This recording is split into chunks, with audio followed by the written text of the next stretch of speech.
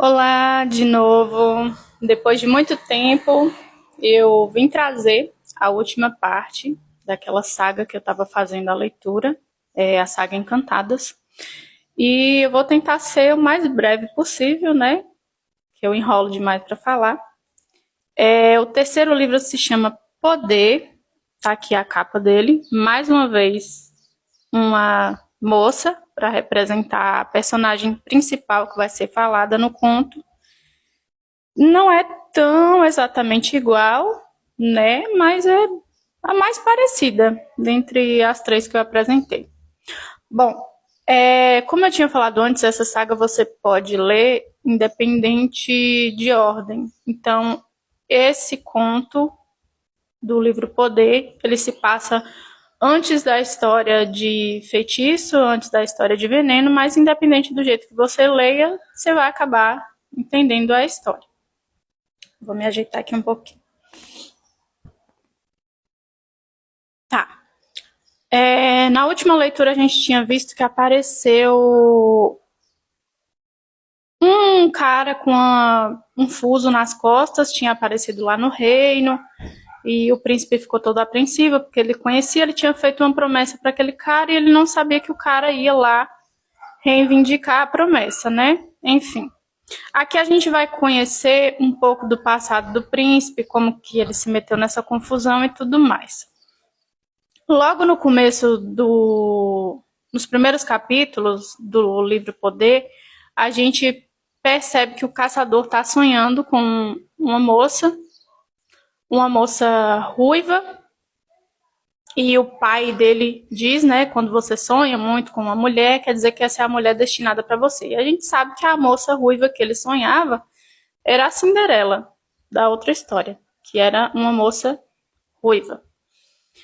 E nos próximos capítulos a gente vê o rei pai daquele príncipe trombadinha, preocupado, dizendo para a mulher dele, né, que já está na hora do filho assumir o reinado, só que ele é um vagabundo, festeiro, ele só quer saber de ficar correndo atrás de mulher, indo em festas, se fazendo de galante, dorme até tarde, essas coisas. E aí o pai dá uma sugestão, né? Na minha época de mais jovem, o meu pai me fez sair uma missão para se provar como um príncipe aventureiro que fez alguma coisa de útil na vida. E ele cita uma coisa importante que a gente vai saber mais lá para frente, que meu próprio bisavô fez esse tipo de jornada e contou que encontrou uma bela moça numa torre que tinha cabelos gigantes, e ele subiu e fez coisinhas com ela, né? Prometeu que ia levar ela embora dali, mas não levou coisa nenhuma, abandonou a moça lá, provavelmente grávida, né? Que a gente sabe que nessa saga todos os príncipes e reis são filhos da puta, não tem um que se salva. Quer dizer, tem um que se salva, mas bem lá na frente. Enfim, ele sugere que o filho saia numa jornada, só que ele sabe que o filho dele é um bosta, o filho dele não... Além de pegar a mulher e beber cachaça, não sabe fazer nada de útil. Aí ele vai até a casa desse caçador. Bem lembrado, o caçador, ele tem entre 22 e 26 anos de idade, mais ou menos, só que como ele é uma pessoa do campo, que cresceu na floresta, tomou muito sol, ele tem uma aparência um pouco mais velha, de ter tipo uns 35, quase 40. Porque ele é dito como um homem muito, muito rústico mesmo. Enfim, ele chega nessa cabana do caçador, ele sugere, entre muitas aspas, que ele escolte o príncipe nessa jornada, porque dizem a lenda que tem um reino que há mais de 100 anos está fechado por videiras, espinhos e tudo mais, onde passa um rio amargo que foi amaldiçoado. E como aquele reino está trancado, provavelmente ele está cheio de tesouros que as pessoas não conseguiram tirar, porque ninguém consegue atravessar a barreira de espinhos. Então a missão do príncipe, do trombadinha lá, é ir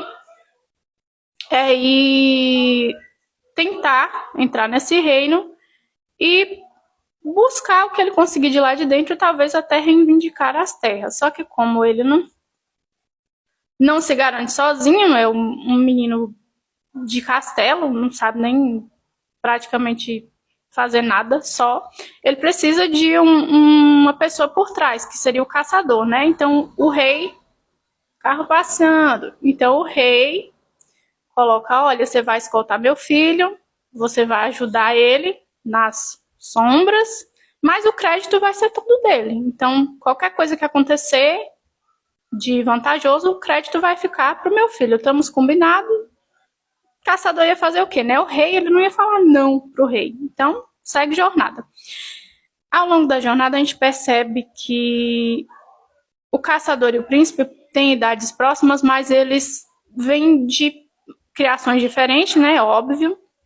O caçador, ele é muito mais adulto, muito mais maduro e ele é muito mais centrado na questão de estamos saindo para um lugar perigoso, eu tenho que ter o máximo de atenção possível. E o príncipe é uma pessoa muito mimada, qualquer coisa incomoda. Primeiramente que ele já viaja meio de ressaca, porque na noite anterior ele fez uma despedida num bordel, dormiu com várias moças, bebeu muito vinho, comemorou, porque ia sair nessa jornada e tudo mais. Ao longo dos dias ele conversa uma coisinha ou outra com o caçador, e o caçador ficou com aquela ideia de, até que eu tô simpatizando com ele, né, coitado, ele não tem culpa de ter sido criado feito um inútil, né, é a vida dele, eu fui criado do meu jeito, porque foi preciso e ele foi criado do jeito dele, e seguimos a vida. Aí corta para a apresentação de uma personagem, que se chama Petra, que aqui vai ser a representação da nossa Chapeuzinho Vermelho. É uma moça que ela mora na proximidade daquela barreira de espinhos. Gente, se tiver barulho é vizinhança, viu? Vou tentar deixar o mais próximo possível. Enfim, ela mora na proximidade da barreira de espinhos e do lago Amargo, que tem naquele reino amaldiçoado. E ela fica pensando, né, que desde pequena ela escuta o chamado de um lobo através da barreira. E meio que parece que o lobo está tentando conversar com ela. É como se ela sentisse que aquele lobo está chamando ela para atravessar a barreira, mas, enfim, ninguém nunca conseguiu atravessar ali. Ela mora com a avó, num castelo, numa cabaninha na floresta. Lá eles estão passando por um inverno e tem muitos lobos normais, né? Os lobos estão famintos, então, como elas criam galinhas, acontece de aparecerem lobos e roubarem partes da criação. Então, a Petra, ela também não é aquela menininha delicada, né? Não é uma Chapeuzinho Vermelho delicada. Ela atira com arco e flecha, ela se vira muito bem e ela faz o máximo possível para proteger a avó. Ela gostaria que a avó morasse mais perto de um povoado, mas ela sabe que a avó é incomodada com barulho, com gente intrometida, essas coisas. Ela prefere ficar isolada. E um conselho que a avó dela dá para Petra é que não se deve confiar em gente da realeza. Isso a gente vai descobrir por que a avó dela é tão desconfiada de gente da realeza. E aparece o caçador, né, lá nessa cabana, porque eles escutam o grito da senhora. A Petra até o momento não estava na cabana, ela tinha se afastado. Ela escuta o grito da avó também. Quando eles chegam lá, tinha um lobo prestes a atacar a senhorinha, fazendo um paralelo, né, com a história de Chapeuzinho Vermelho.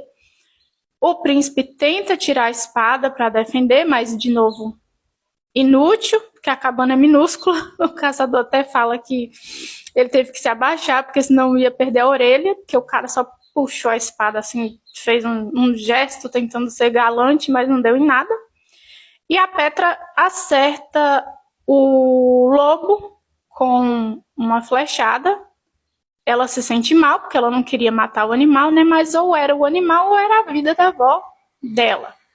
Enfim, o pessoal acaba passando a noite na casa da avó da Petra, né? Eles citam a jornada que o príncipe está fazendo para atravessar aquela muralha de espinhos e conseguir entrar no reinado. A Petra, ela se voluntaria para ir, não porque se importa com o príncipe, ela não tá nem aí pro príncipe, é mais pela curiosidade de saber o que é aquele chamado de lobo, que ela escuta desde criança, que ela sempre quis saber o que era, né? A avó fica meio assim, né? Mas enfim, né, minha filha, você tem que seguir sua jornada, então vai, só não confie em ninguém da realeza. E aí ela conta porque ela é tão desconfiada, né? A gente descobre que a avó da bisavó da Petra, acho que é alguma coisa assim, ela era aquela mocinha que ficou presa na torre. Lembra que eu falei que o bisavô do rei encontrou a moça presa na torre, engravidou ela e picou a mula e foi embora? Então, meio que ela é parente do príncipe. Ela é parente dele. Não assumida, né? Porque o cara engravidou a menina e caiu fora, deixou ela lá se lascar sozinha. Essa moça, ela vai aparecer bem lá na frente. Eu vou explicar para vocês depois. Enfim, eles começam a tentar atravessar esse lugar.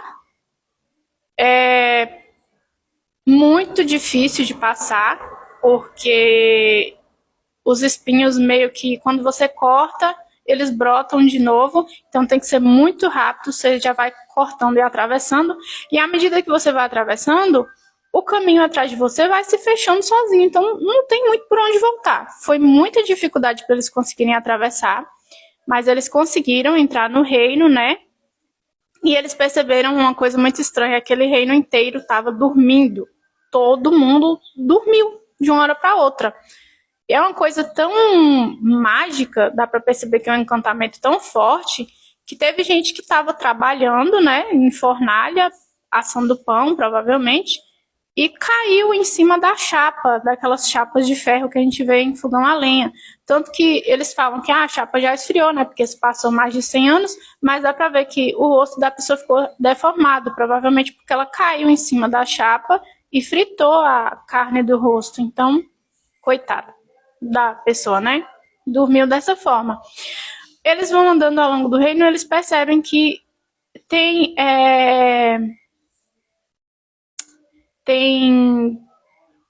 muitas dessas esquisitices. Eles se separam em grupinhos pequenos para explorar.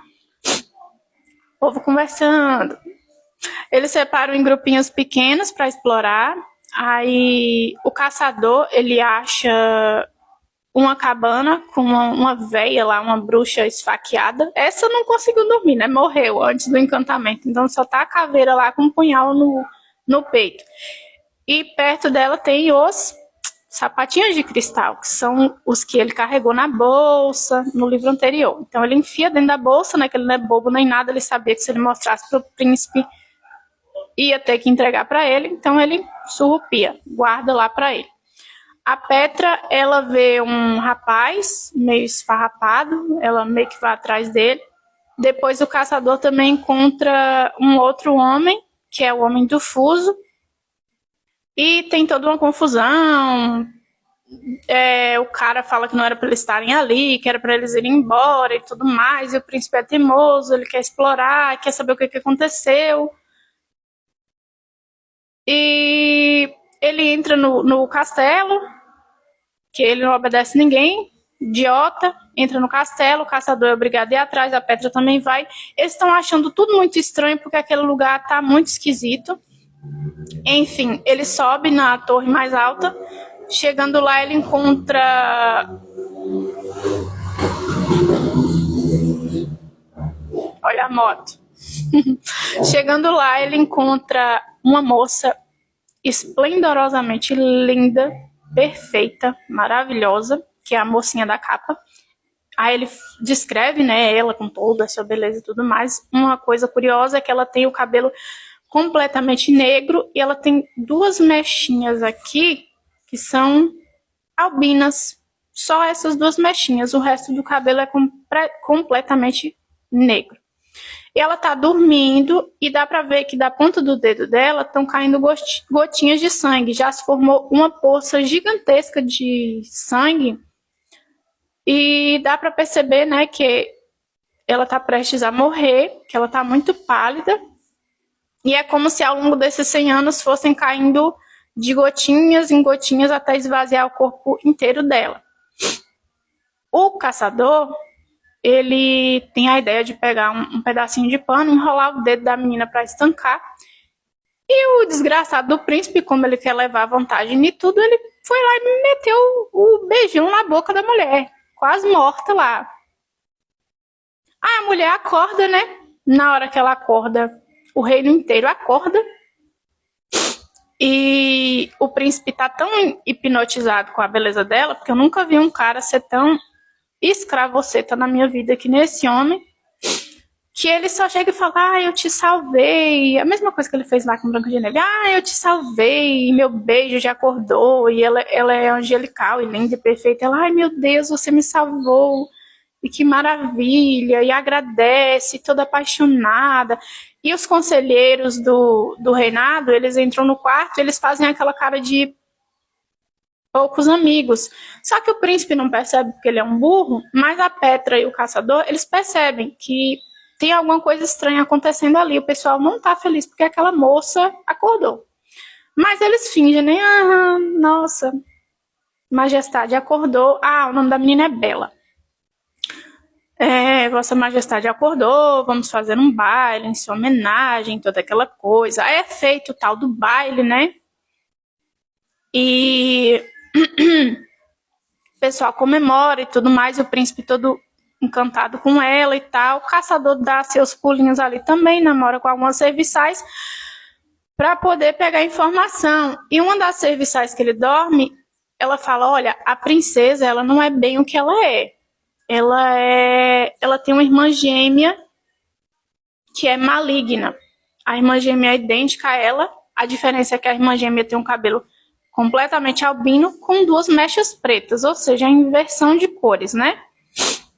E eles falam que a irmã gêmea dela é trancada, ela só sai uma vez por mês, e o rei morreu recentemente, que para eles eles descobriram agora que dormiram por 100 anos, né? Então para eles o rei morreu recentemente e os conselheiros estavam preocupados, o que ia fazer com essa irmã gêmea e tudo mais. E o caçador vai catando historinhas ao longo dali, né? A Petra também vai catando.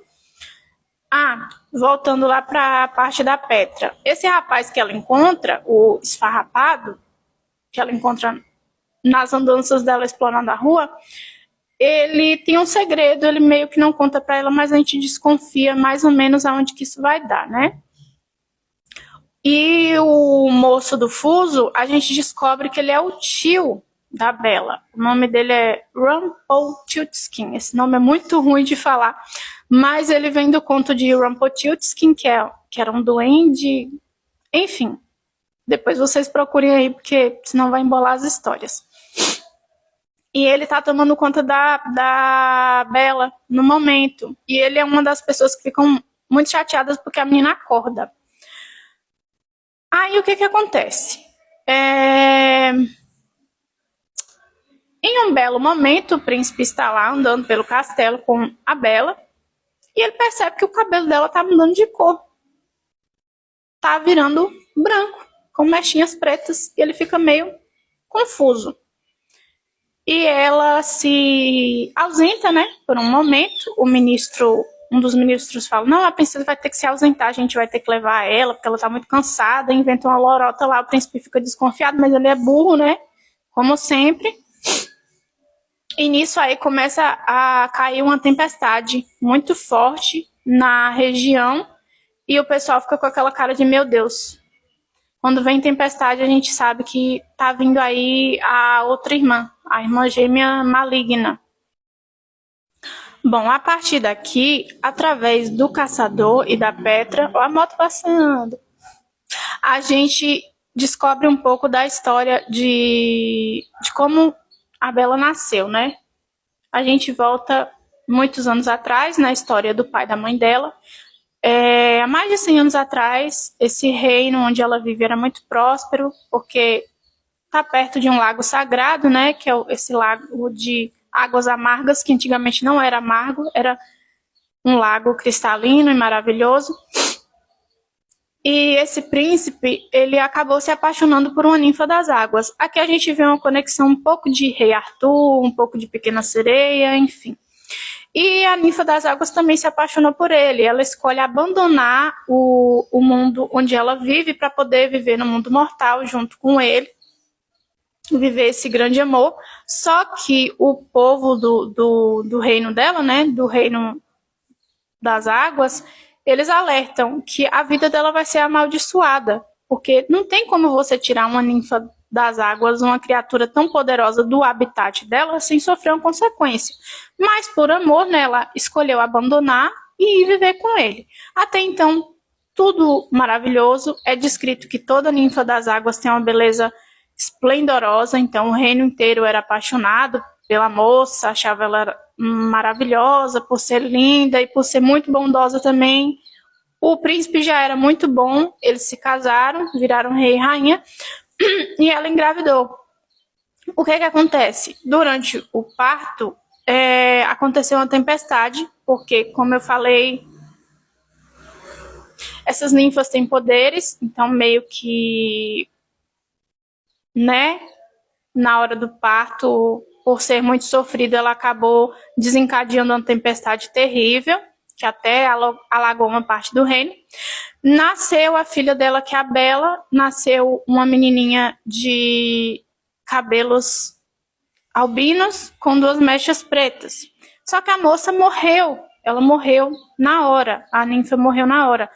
O rei, desesperado, né, ele entregou a menina para as criadas, ele carregou a esposa dele até o lago e ele tentou fazer com que o povo das águas salvasse a vida dela, mas não adiantou. Eles falaram: olha, você matou uma criatura mágica, tá vendo o que o seu amor fez? E a partir de agora, a água desse rio vai ser amaldiçoada, assim, amarga pro resto da vida, por culpa sua, porque você tirou a ninfa daqui. Ela era a ninfa guardiã daqui e você matou ela. Ele passa aquele período de luto, né, terrível, porque era o amor da vida dele. Passa mais de 1 mês de luto, isolado, nem vê a filha. Aí depois ele resolve, né, só tenho eu e minha filha agora. Minha mulher não ia querer que eu abandonasse minha filha. Aí ele começa a criar a menina. A menina era tão boa e meiga e bonita e maravilhosa quanto a mãe. O reino inteiro também gostava da menina. E conta que aos 7 anos o pai deu de presente para ela um gato que era branco e preto, igual ela. Ela botou o nomezinho de Dominó, que ela jogava com o tio dela, o tio Rumpelstiltskin, que eu acho que eu até esqueci de falar que o Rumpelstiltskin, ele é o rapaz do fuso, que apareceu lá na outra história. Enfim, ela jogava dominó com ele e eram peças pretas e brancas, e como o gatinho parecia, ela colocou o mesmo nome. Aí, aos 7 anos, aconteceu uma tempestade muito esquisita do nada. O dia estava perfeito e aconteceu essa tempestade. E o rei, ele subiu, né, para ver se a filha estava bem, que ela estava quieta até demais. Quando ele chega lá, ele se depara com a cena horrorosa. A menina tinha trocado de cor de cabelo. O cabelo dela tinha ficado completamente preto, com 2 mechas brancas. E ela estraçalhou o gato. Uma cena horrível. E ele pergunta para ela, né, o que aconteceu. Ela: eu mudei de cor. Ele não mudou de cor também. Eu fiquei com raiva e matei. Aí você percebe que a menina já é psicopata. Doida desde criancinha. E uma das criadas vê, né? E aí começa a se espalhar o boato. Nossa, que tem uma criança esquisita, idêntica à princesa, só que com cabelo diferente, matou o gato. E ela era muito malvada, ela judiava dos criados e à medida que ela ia crescendo, ia piorando, né, as malvadezas dela. Então, para a menina não ser hostilizada, o pai inventou essa mentira de que não, eu tenho 2 filhas, elas são gêmeas, tem uma gêmea boa e tem a gêmea ruim, que o pessoal apelidou, né? Tem a Bela e tem a Fera, é como eles chamam a outra gêmea, de a Fera, como na realidade é uma pessoa só. Aqui a gente percebe que o conto tem 2 conexões. No caso, é a história de a Bela e a Fera mesmo, sendo a Bela e a Fera uma pessoa só, e ao mesmo tempo o conto de a Bela Adormecida. Então eles juntaram as 2 Belas em uma só, que facilitou e que eu acho que ficou bem interessante para a trama. Enfim, isso tudo é o Rumpelstiltskin que tá contando pra Pedra, pro caçador e tal. O príncipe tá lá, né? esperando a moça sair. Vou contar o que aconteceu com ele depois. E aí ele conta que à medida que a menina foi crescendo, isso acontecia uma vez por ano, dela trocar, né, de personalidade. Então eles trancavam ela, faziam alguns gostos dela para ela não ficar tão mimada e doida. Mas depois que ela teve a primeira menstruação, isso começou a acontecer com mais frequência. E à medida que ia acontecendo com frequência, eles iam percebendo que ela ia ficando pior e que a personalidade ruim dela meio que estava aparecendo em momentos que não era para aparecer.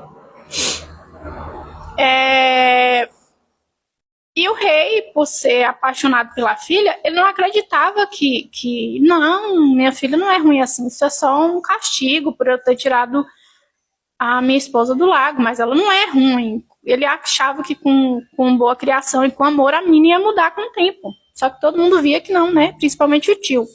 O tio também tinha uma filha chamada Rapunzel. Olha a Rapunzel lá da torre.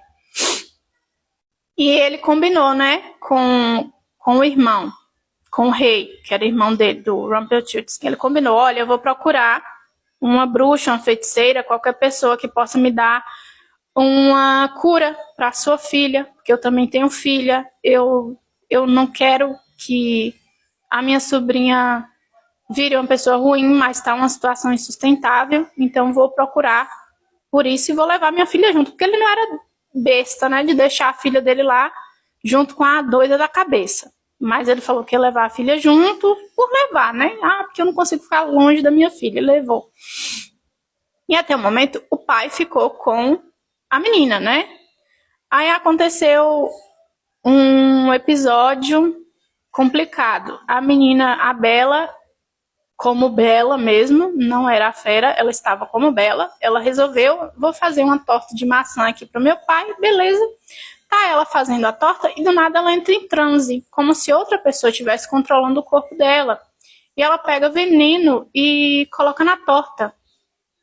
Só que eu acho que o rei não come, acaba desperdiçando, não me lembro bem, alguma coisa acontece e ele não come. A gente percebe que a filha está tentando matar o próprio pai. Nessa viagem que o Rumpelstiltskin fez, ele encontrou realmente uma bruxa da torre. A bruxa explica para ele, feitiçaria pesada, não tem o que fazer. A menina já nasceu amaldiçoada, que você vai fazer é o seguinte, você vai pegar esse fuso, levar, espetar o dedo dela, o reino inteiro vai dormir e depois de 100 anos ela vai morrer. É o que dá para fazer sem judiar tanto dela por ser sua sobrinha, você não quer que ela passe um sofrimento muito grande. Mas, por garantia, você vai deixar sua filha aqui comigo, porque eu não sou doida de entregar uma coisa tão poderosa e você depois não me devolver. E aí ele fala, tá, mas aí o reino todo vai dormir? Ela, não, a pessoa que é portadora do fuso, ela não dorme. O resto do povo dorme, porém você não vai dormir. Então você vai sair de lá, traz meu fuso, eu te devolvo sua filha. Beleza? Beleza. Não confie em bruxas. Nunca confie em bruxas nessa saga. Realmente não dá para confiar. Mas ele levou, né, o fuso. E chegando lá, ele recebe a triste notícia que o irmão dele morreu. O rei morreu. Porque, por um acaso, a sela do cavalo, olha só, arrebentou de uma hora para outra. E ele caiu e morreu. Por que será, né? Por que eu falei que não se deve confiar em feiticeiras nessa saga? Porque a mulher não é besta. Ela viu que a moça era muito bonita, a Rapunzel, e ela não contou a história toda, né, pro Rumpelstiltskin. O que acontece? Quando ele chega lá no reino, né, que ele fica sabendo que o irmão dele morreu, que a desgraçada lá matou, e ele percebe que ela tá durando tempo demais. Já tem uns dias que ela tá como fera e virou um caos, porque a mulher é completamente doida. Tem cenas muito... Gente, esse livro aqui é bem mais gráfico do que os outros. E ele é bem mais longo. Eu tô tentando diminuir pra vocês, mas é muita coisa. Ela faz coisas absurdas, assim, por exemplo... ela organiza bailes secretos, tanto que o príncipe, o besta lá do príncipe, quando tá andando com ela, ele vê que tem algumas passagens secretas, né, que ela fala, ai, não me lembro, porque a Bela mesmo realmente não lembra, agora a Fera sabe de tudo. Ela organiza bailes de orgia, então ela junta com um monte de jovens lá e faz uma surubona, com aquele monte de jovem, homem, mulher, e banquetes onde eles comem como se fosse bicho mesmo, pega na mão, vai estraçalhando as coisas. Tem uma cena que o Rumpelstiltskin, ele diz que ele vê, quando ela tinha uns 15, 16 anos mais ou menos, que ela fica fascinada vendo o povo destrinchar um cervo que eles mataram e ela enfia a mão dentro das tripas e, né, horroroso. Ela era muito psicopata, muito doente da cabeça. Mas o pai não via. Morreu, coitado. Porque era idiota, não conseguia ver maldade na filha. Aí passa essa fase fera, né? Realmente tudo fica mais calmo. O povo já tá meio chateado, porque eles ficam pensando, meu Deus, o pai dela morreu, e a outra gêmea, porque eles ainda acreditam que são gêmeas, né? A outra gêmea vai destruir o reino, cadê a nossa Bela, o que aconteceu com ela? Aí o Rumpelstiltskin tenta acalmar o pessoal, ele fala que vai dar um jeito e tudo mais. Quando ela volta a ser Bela, ele conversa com os conselheiros do reino, ele explica a situação e ele fala, vou botar a menina para dormir. Daqui 100 anos, todo mundo vai estar conservado, todo mundo vai estar jovem. Só eu que vou seguir o rumo certo da vida, né? Que, enfim, ele vai acabar morrendo daqui 100 anos. Mas ele fala, quando o tempo passar e ela morrer, vocês inventem qualquer história. Fala que ela foi amaldiçoada, ou que a irmã gêmea matou ela, qualquer coisa. E deem um jeito de cuidar do reino aí. Aí ele leva a Bela até a cama, ele tá triste também, né, porque o pai dela morreu, ela também tá, ele tenta consolar ela, e aí ele se aproxima dela, ele espeta o dedo dela no fuso, ela fica com aquela cara confusa, né, de o que tá acontecendo? Por que você tá fazendo isso comigo? Mas até então ela cai no sono profundo, e aí começa aquelas gotinhas caírem bem lentamente mesmo, porque é para durar 100 anos.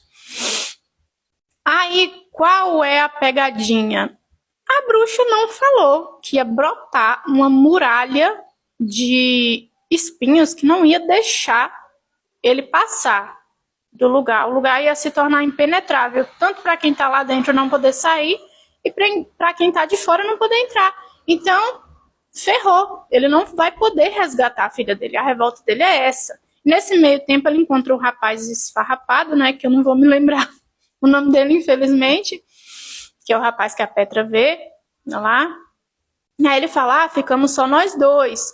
Aí a Petra fica tipo, ué, por que ele não caiu no feitiço também? Ele fala, então, eu não fui alvo do feitiço, porque, no caso, a bruxa explicou, né? Que eu sou portador da roca. E ele é porque ele é amaldiçoado. Lembra que o caçador encontrou uma caveira apunhalada e uns sapatinhos de cristal lá? Então, aquilo era uma bruxa. Aquela bruxa era apaixonada por esse rapaz e esse rapaz não queria bulhufas nenhuma com ela. Então, ela inventou esse sapatinho para poder calçar, para ele se encantar com ela. Só que eu acho que não conta quem apunhalou ela, né? Só se fala que ela foi apunhalada e morreu. E pelo rapaz ter recusado ela amaldiçoou ele a virar lobisomem. Então ele é o uivo de lobo que a Petra escuta desde criança. Ele foi amaldiçoado a ser lobisomem pro resto da vida. E ele ficou preso lá. Então, durante esses 100 anos, o Rumpelstiltskin e esse rapaz convivem até bem. Eles se dão bem. Só a lamentação do Rumpelstiltskin, né, que ele perdeu a filha dele, já era. A filha dele seguiu o curso de vida natural, já morreu. E aí a Petra explica para ele, né, a situação, que ela é descendente dele e tudo mais. Ele fica emocionado, toda aquela coisa.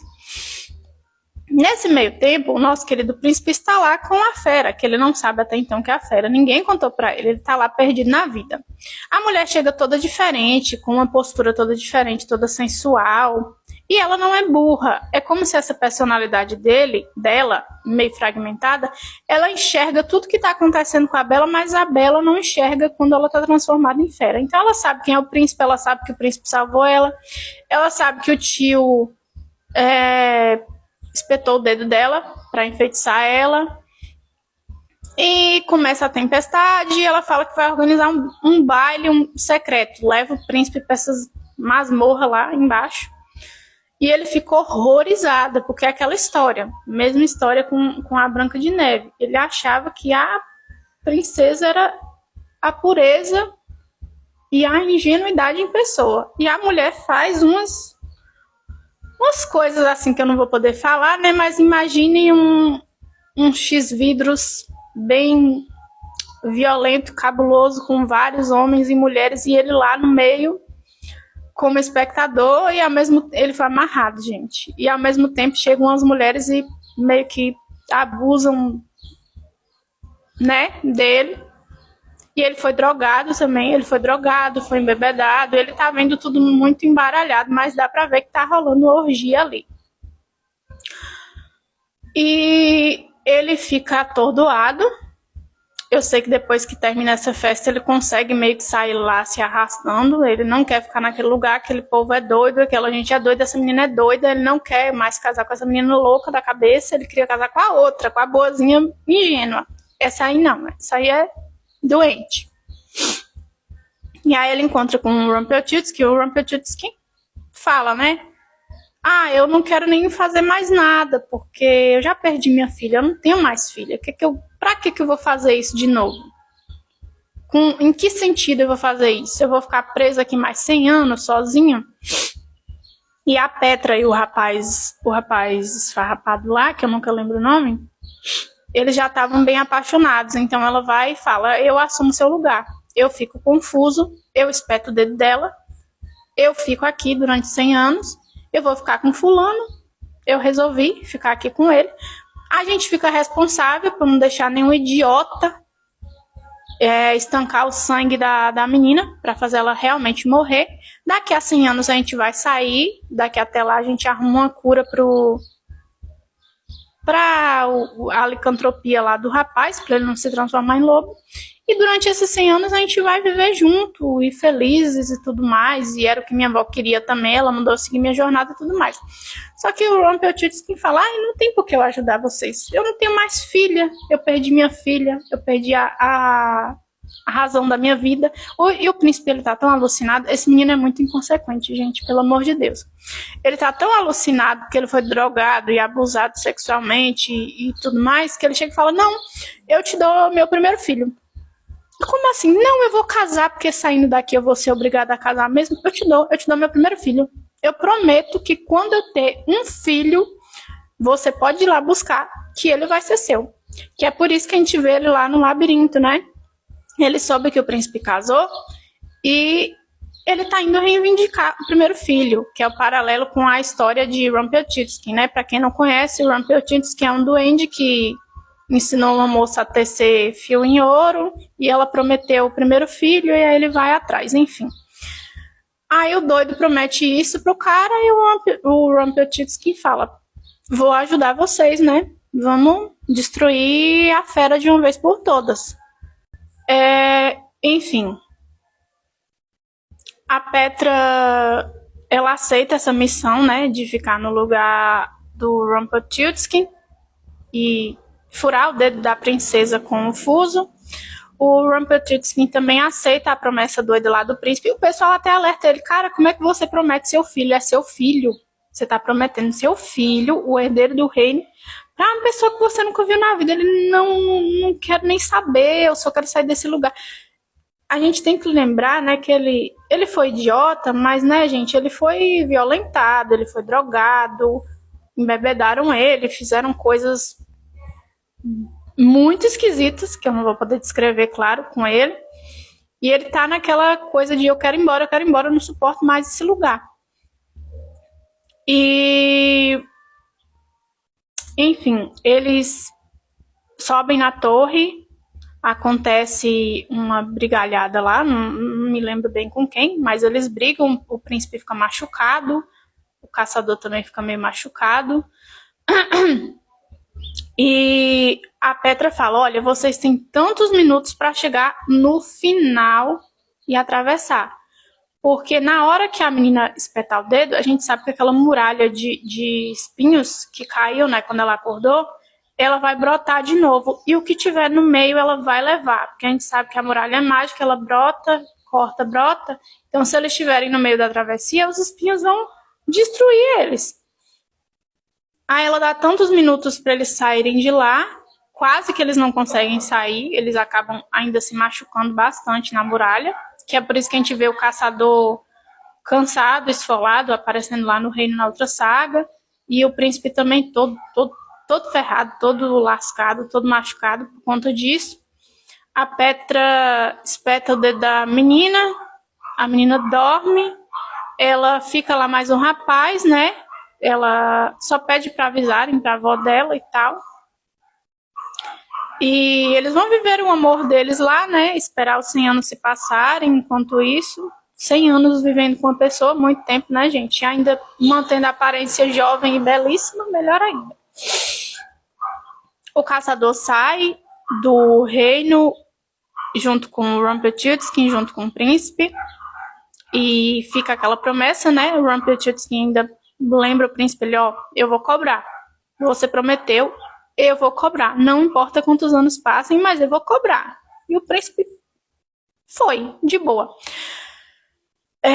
O caçador, meio que ele já tinha tido umas briguinhas com o príncipe, então eles se separam, porque ele quer ir para um canto, o príncipe quer ir com outro, eles têm uma discussão. Ele fala, então vai para onde você quiser, se lasque sozinho, não aguento mais lidar com as suas burradas, porque tudo deu errado por culpa sua, que você tinha que ter envolvido com a menina, né? Tinha que ter envolvido com a doida, não podia ter simplesmente acordado dela e ido embora do reino, não, tinha que ficar lá. O príncipe acaba indo parar lá na casa dos anões, é descrito que ele anda muito, ele tá muito cansado, ele tá com fome, ele tá com sede, ele tá muito ferido, e ele acaba caindo bem lá na Terra dos Anões, que é onde a gente vê aquela parte do livro Veneno. O caçador, ele também faz suas andanças e acaba parando num lugar de frente com um cervo branco, que também tá na saga Veneno, a gente vê isso. E meio que dá a entender que esse é o final do livro para o começo dos outros 2 livros. Esse livro ele é bem grande, ele é bem maior do que os outros. Como eu disse, eu tentei resumir o máximo possível. Dos 3, ele é o que eu mais gosto. Porque assim, eu gosto da saga, mas eu tenho noção de que a saga é um pouco infantilizada. Eu gosto por conta de como eles conseguiram conectar as partes de várias outras histórias e dar um rumo bem feito para essas histórias. Mas mesmo assim, é uma saga bem adolescente, com a linguagem bem mais adolescente, tirando a parte dos palavrões e da putaria, né? Que aí já não é bem adolescente, mas a gente sabe que tem sagas piores que são para jovem adulto, que tem coisa bem pior do que isso aí, descrições terríveis. Enfim, termina assim a saga. E eu agradeço muito por quem me acompanhou. Desculpa por falar muito, enrolar muito. E eu aceito sugestões, podem comentar aqui embaixo, quem quiser pedir alguma sugestão. Inclusive, teve um rapaz que ele comentou que ele queria a saga Rainha Vermelha. Eu já li a Rainha Vermelha, não li toda a Rainha Vermelha. Eu li só 3 livros. Também é uma saga bem adolescente. O primeiro livro eu até achei interessante, do segundo para o terceiro eu fui lendo bem arrastada, por isso que eu abandonei. Tem outros livros que eu gosto muito, que eu gostaria de trazer, como Cemitério, do Stephen King. Eu sou mais pro lado dos livros de suspense, terror e fantasia. Mas eu vou trazer outras leituras e eu espero que vocês tenham gostado. Muito obrigada por ter me acompanhado aqui e um beijo.